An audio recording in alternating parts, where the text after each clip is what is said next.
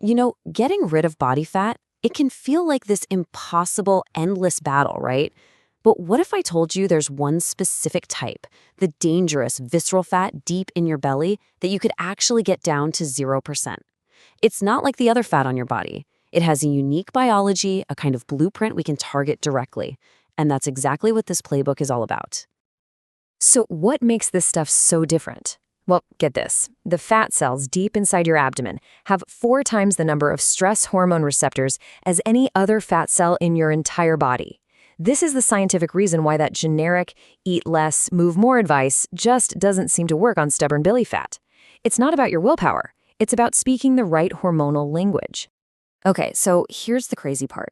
That very thing that makes it so stubborn, that extreme sensitivity to stress hormones, well, that's also its biggest weakness. It's a back door. It's a flaw in its design that we can actually exploit. We can use its own biology against it. So let's get into the scientific playbook to do just that. All right, here's our game plan. We're going to walk through 6 key exploits. First, we'll use adrenaline to target fat release. Then, we'll flip the insulin switch to unlock your fat stores. After that, we're going to disarm the fat-building estrogen engine, break that vicious cortisol loop, and then hack your appetite signals. And finally, we'll put it all together in a simple 30-day attack plan. Okay, let's dive into our first exploit, adrenaline. Now, hold on, this isn't about mindlessly logging hours on a treadmill just to burn calories. Nope. This is about creating a very specific, very powerful hormonal response to trigger adrenaline in a controlled way. See, your visceral fat is absolutely loaded with these special things called beta-3 adrenergic receptors. The best way to think of them is like tiny docking stations just waiting for adrenaline. When adrenaline finally locks in, boom, it kickstarts a powerful fat-burning process. And because visceral fat has so many more of these docking stations, it's uniquely vulnerable to these adrenaline surges. So how do we create that perfect adrenaline surge? The exploit is a specific protocol known as the Norwegian 4x4. Just 3 times a week, you'll do 4 rounds of 4-minute intervals at about 90% of your max effort, followed by 3 minutes of rest. The whole point is to boost your VO2 max. Think of it like upgrading your car's engine. A higher VO2 max means your body gets way more efficient at mobilizing fat whenever that adrenaline hits. All right, so we've got adrenaline on our side. Awesome. But that's only half the story, because triggering that adrenaline rush is totally useless if another hormone is standing guard, keeping your fat cells locked up tight. And that hormone? It's insulin. In this section, we'll learn how to flip its switch to off. It's really simple. It's like a light switch. When insulin is high, like right after you eat a meal, fat burning is completely switched off. Your fat cells are in storage mode, period.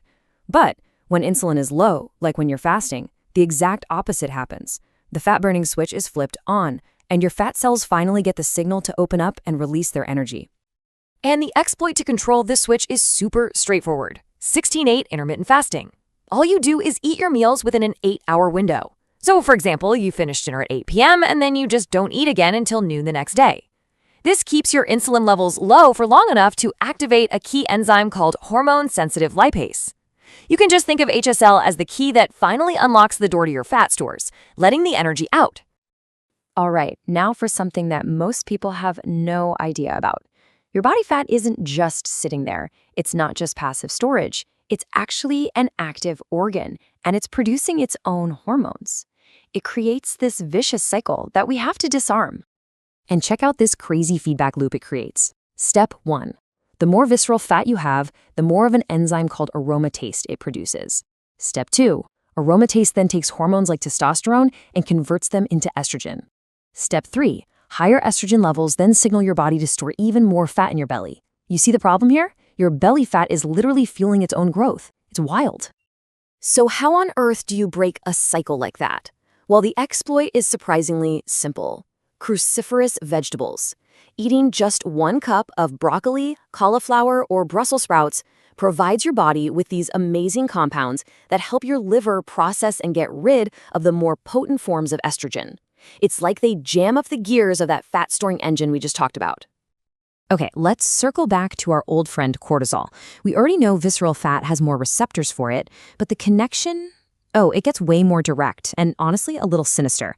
We need to break this cycle at the source.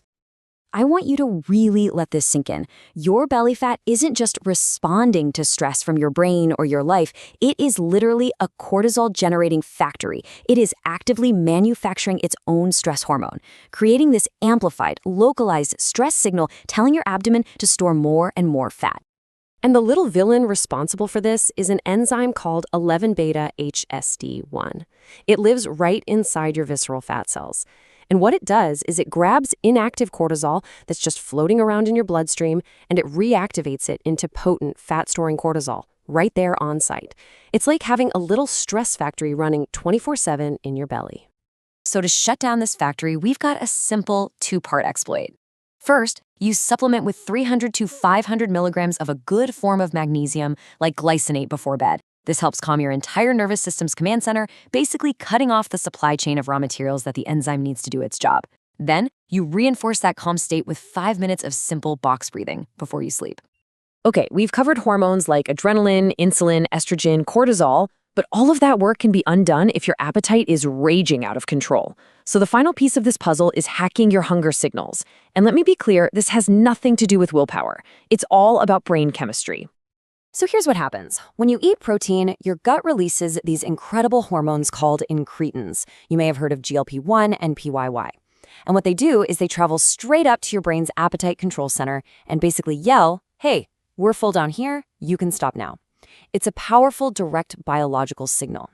So the exploit here is what we call a protein preload. It's so simple. About 20 to 30 minutes before your biggest meal of the day, you have 25 to 30 grams of a fast-digesting protein, like a whey shake.